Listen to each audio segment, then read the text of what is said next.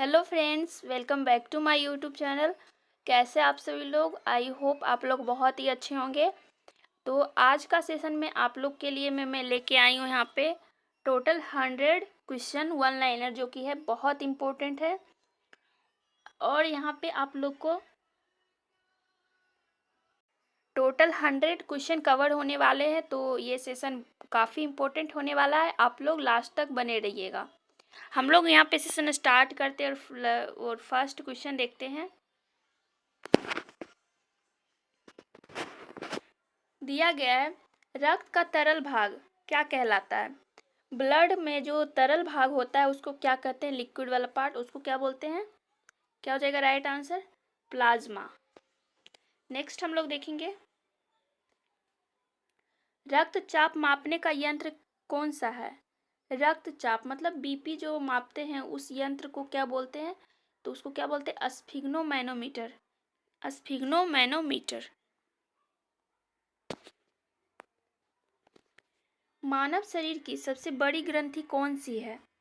सबसे बड़ी ग्रंथि, लार्ज ग्रंथि पूछा गया है, कौन सा है? लीवर। इंसुलिन किस अंग से होता है? इंसुलिन का सिक्रेशन जो होता है वो किस अंग से होता है?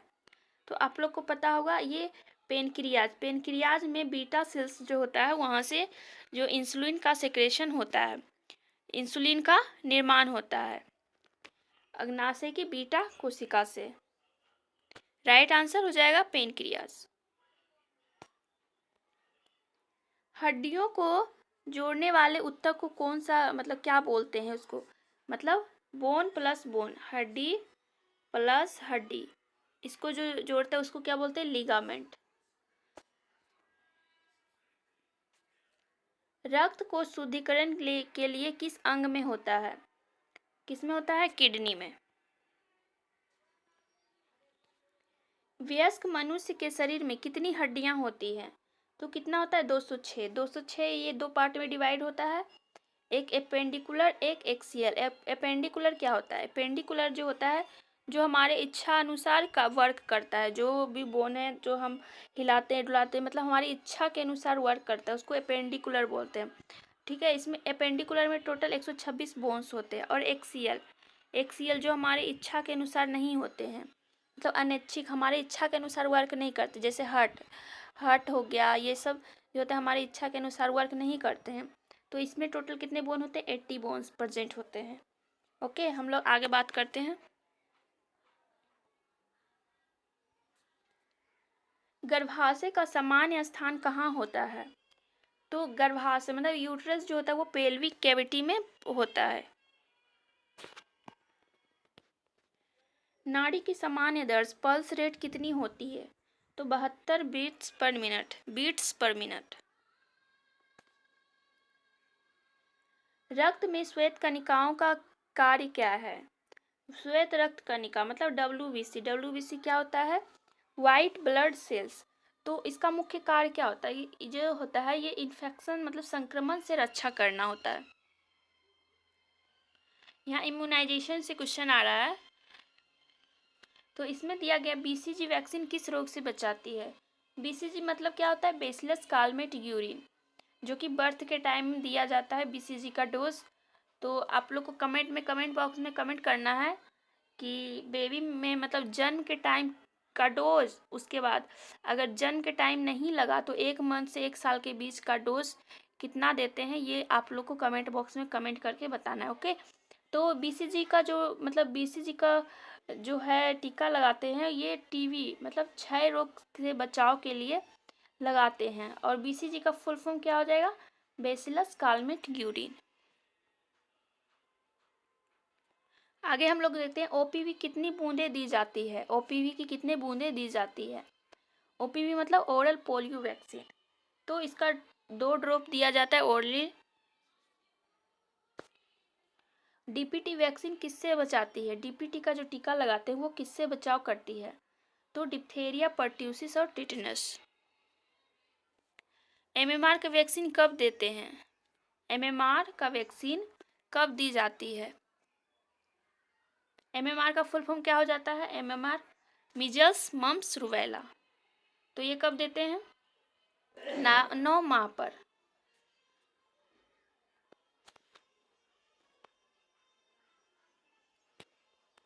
आगे है कोल्ड चेन। कोल्ड चेन क्या होता है? कोल्ड चेन जो जहाँ पे होता है सभी जो भी वैक्सीन होता है, वैक्सीन का स्टोरेज किया जाता है, उसी को क्या बोलते हैं?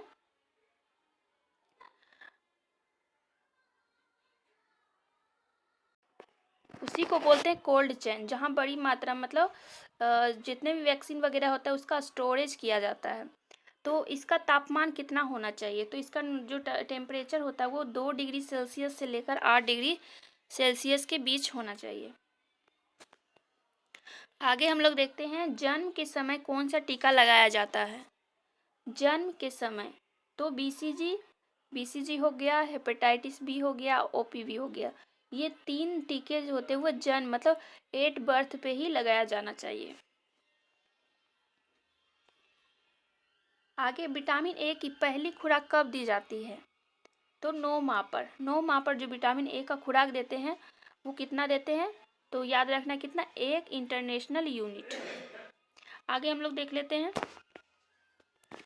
टीटी का टीका किससे बचाता है? टीटी मतलब क्या होता है? टेटनस टॉक्सॉइड, जो कि प्रेग्नेंट लेडी में भी लगाया जाता है। टीटी जो होता है ये टेटनस से बचाव हेतु लगाया जाता है। पोलियो वैक्सीन किस प्रकार की होती है? पोलियो वैक्सीन तो ये ओरल देते हैं, 2 ड्रॉप।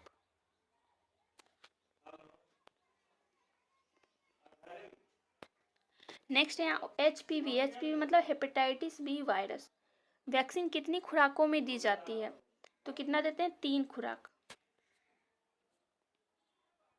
यहाँ से आप लोग को किसका क्वेश्चन देखने को मिलेगा? Maternal and child health.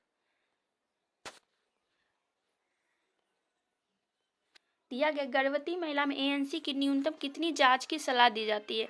कम से कम कितना जांच कराना बहुत ही ज़रूरी है? तो कितना कराना? 4। तो ये कब कब करवाना चाहिए? तो हम लोग फर्स्ट, सेकेंड, थर्ड, फोर्थ बात कर लेते हैं। पहला जो मतलब जांच कराएंगे वो कब? प्रेगनेंसी का पता लगते ही 12वें सप्ताह तक। ओके। और नेक्स्ट है जो वो 14 से 26 वीक। 14 से 26 वीक्स। नेक्स्ट है 28 से 34 वीक। उसके बाद जो लास्ट वाला करेंगे वो 36वें सप्ताह में। नेक्स्ट हम लोग बात करेंगे सेफ डिलीवरी किट में क्या नहीं होता है? तो कैल्शियम टैबलेट। सामान्य प्रसव में कितने चरण होते हैं? नॉर्मल मतलब लेबर जो होता है उसमें कितने चरण होते हैं? तो यहाँ पे क्या पूछा गया? लेबर के टाइम मतलब लेबर होने तक जो प्रसव का चरण होता है, यहाँ टोटली नहीं पूछा गया। तो यहाँ लेबर होने तक में 3 चरण कंप्लीट होते हैं। कितने? 3 चरण।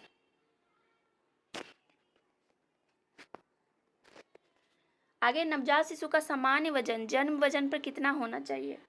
तो 2.5 किलोग्राम से अधिक, 2.5 से 3.5 केजी के बीच माना जाता है। यदि किसी कंडीशन में 4.5 से या फिर 4 से 450 केजी मतलब 4.5 केजी के बीच अगर वेट है बेबी का, तो उसको उस कंडीशन को क्या बोलते हैं? मैक्रोसोमिया मतलब बड़ा बेबी, बिग बेबी। आगे हम लोग देख लेते हैं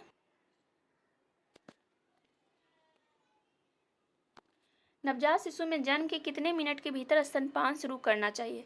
तो स्तनपान शुरू करना चाहिए कब? तो जितना जल्दी हो सके, कम से कम 30 मिनट मतलब जितना जल्दी हो सके करवा देना चाहिए। और ज़्यादा टाइम हो रहा है तो 1 घंटा के अंदर ही करवा लेना चाहिए। प्रसव के बाद रक्तस्राव रोकने के लिए कौन सी दवा दी जाती है? तो ऑक्सीटोसिन।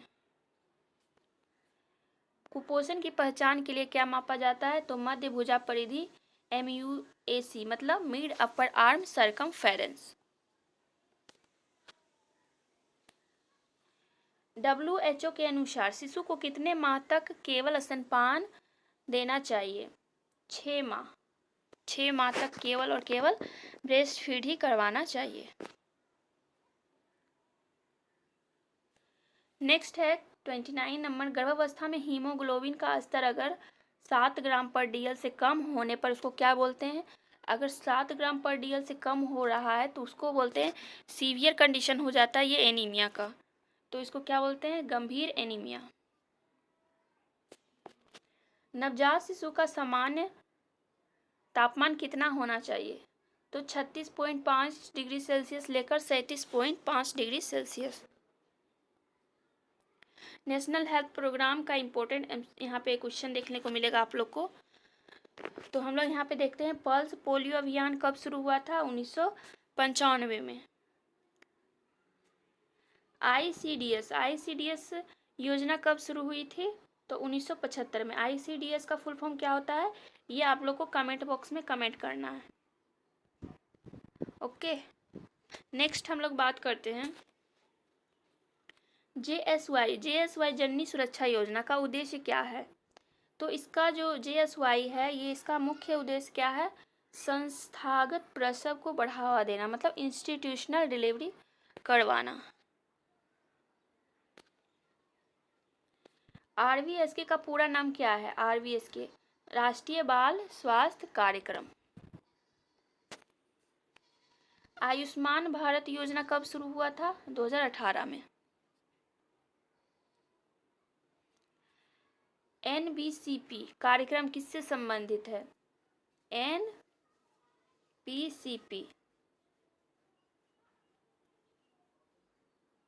तो ये किससे संबंधित है? अंधत्व, मतलब ब्लाइंडनेस कंट्रोल प्रोग्राम।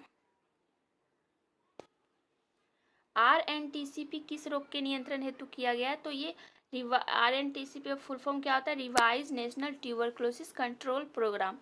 तो किसके लिए है? टीबी के लिए। मलेरिया दिवस कब मनाया जाता है? 25 अप्रैल। कुपोषण मुक्त भारत अभियान कब शुरू हुआ? कब हुआ था? 2018 में। माँ कार्यक्रम किससे संबंधित है? माँ जो कार्यक्रम है यह स्तनपान को बढ़ावा देने के लिए ये कब शुरू किया गया था? माँ कार्यक्रम 5 अगस्त 2016।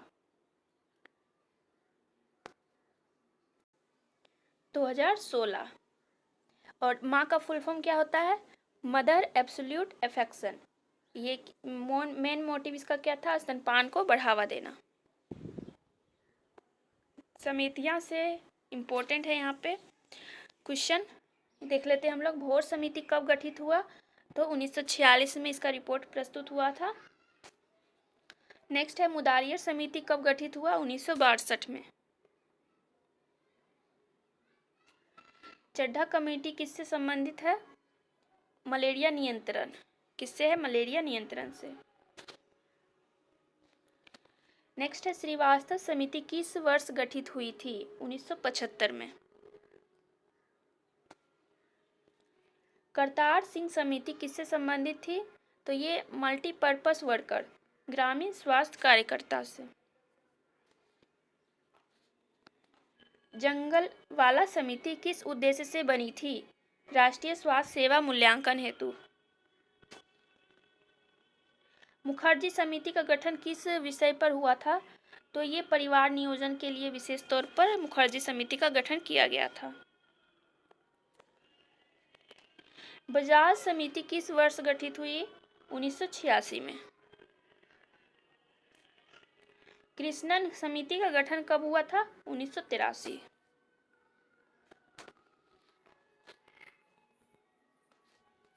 नेक्स्ट है राष्ट्रीय ग्रामीण स्वास्थ्य mission NRHM, national rural health mission कब शुरू हुआ?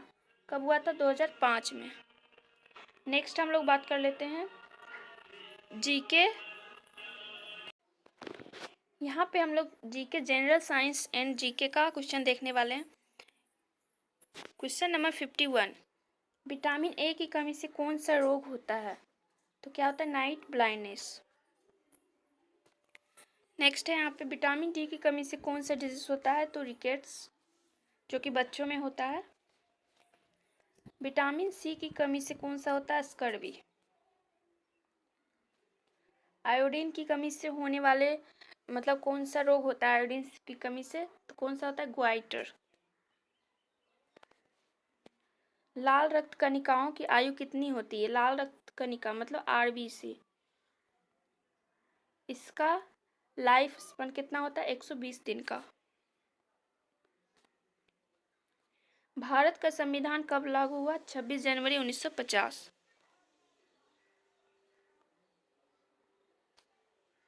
WHO का गठन कब हुआ? 1948। WHO मतलब वर्ल्ड हेल्थ ऑर्गेनाइजेशन, 7 अप्रैल 1948 में।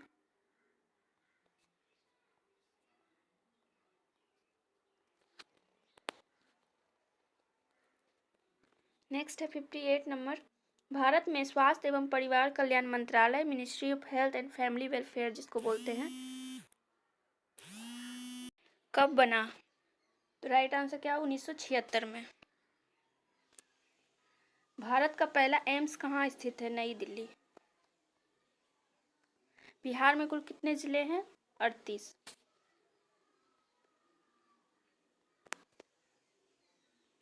राष्ट्रीय मातृ स्वास्थ्य कार्यक्रम कब शुरू हुआ था? 2010 में। राष्ट्रीय बाल स्वास्थ्य कार्यक्रम जिसको क्या बोलते हैं? RBSK का शुभारंभ कब हुआ था? 2013 में। भारत की पहली महिला नर्स कौन थी? Kalidas nursing school. ऐतिहासिक संदर्भ भारत में पूछा गया। अंतर्राष्ट्रीय नर्स दिवस कब मनाया जाता है?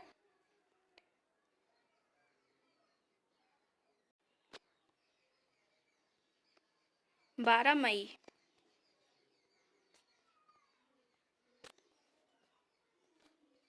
विश्व स्वास्थ्य दिवस कब मनाया जाता है? 7 अप्रैल।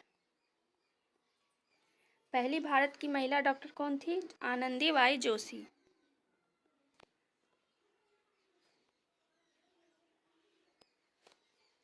आयरन और फॉलिक एसिड किस बीमारी की रोकथाम करता है? तो एनीमिया से बचाव हेतु दिया जाता है IFA। भारत में पहला नर्सिंग कॉलेज कहाँ पे स्थापित हुआ? तो मद्रास में हुआ था 1946 में। जननी शिशु सुरक्षा कार्यक्रम कब शुरू हुआ? 2011 में। पोषण अभियान कब शुरू हुआ था? 2018।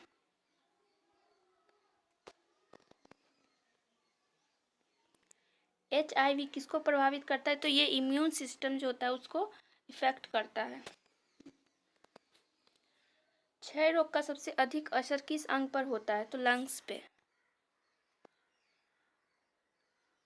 वुफिंग कफ किस जीवाणु से होता है? बोर्डेटला पर्ट्यूसिस।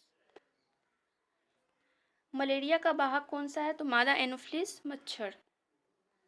नेक्स्ट है डेंगू का वाहक, तो एडिस एजिप्टी मच्छर। कोविड-19 किस वायरस से होता है? Corona virus, SARS. डिप्रोसी जो होता है इसका कारक जीवाणु कौन सा होता है? इसका कारक जीवाणु कौन सा होता है? Mycobacterium leprae.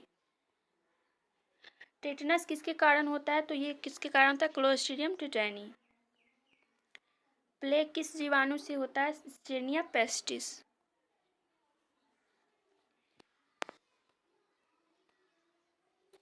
तो यहाँ पे क्या पूछा गया? गोजातीय क्षय रोग मतलब बोवाइन टीबी किस जीव से फैलता है? बोवाइन टीबी मतलब जानवरों से फैलने वाला टीबी। तो ये अधिकतर किससे होता है? गाय या फिर बैल से। न्यूट्रिशन से यहाँ पे दिया गया है क्वेश्चन, प्रोटीन की कमी से कौन सा रोग होता है? क्वाशियोरकर। प्रोटीन और ऊर्जा मतलब दोनों की कमी से कौन सा होता है यहाँ पे? तो मरासमस को बोलते हैं। दूध में कौन सा प्रमुख शर्करा पाया जाता है? कौन सा पाया जाता है? लैक्टोज। हड्डियों को मजबूत करने वाला प्रमुख खनिज कौन सा है? तो कैल्शियम। खून को जमने में कौन सा विटामिन सहायक होता है? विटामिन के।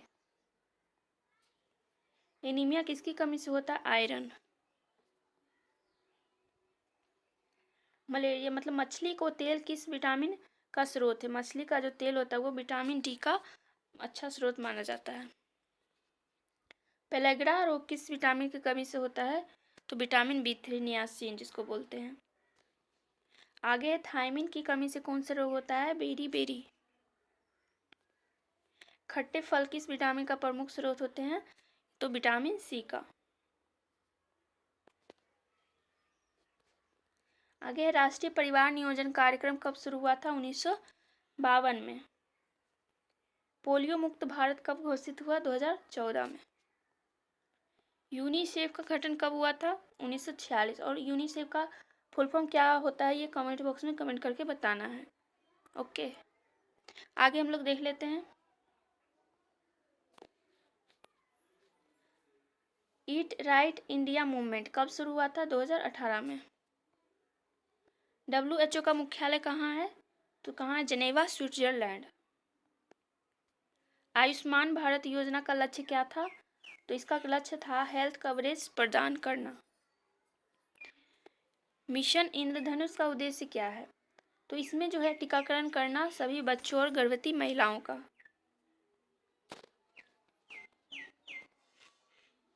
किशोर स्वास्थ्य कार्यक्रम का नाम क्या है? RKSK, राष्ट्रीय किशोर स्वास्थ्य कार्यक्रम। 99 में दिया गया है। आशा कार्यकर्ता किस कार्यक्रम के अंतर्गत आती है? तो ये किसके अंतर्गत आती है? NRHM। नेक्स्ट है आंगनवाड़ी कार्यकर्ता किस योजना से संबंधित है? तो ये किससे संबंधित है? इंटीग्रेटेड चाइल्ड डेवलपमेंट स्कीम, तो ICDS जिसको बोलते हैं। तो यहाँ पे हम लोगों ने टोटल 100 MCQ क्वेश्चन कवर किए जो कि मोस्ट इम्पोर्टेंट और VVI है। आई होप आप लोग को ये सेशन अच्छा लगा होगा। Thanks for watching.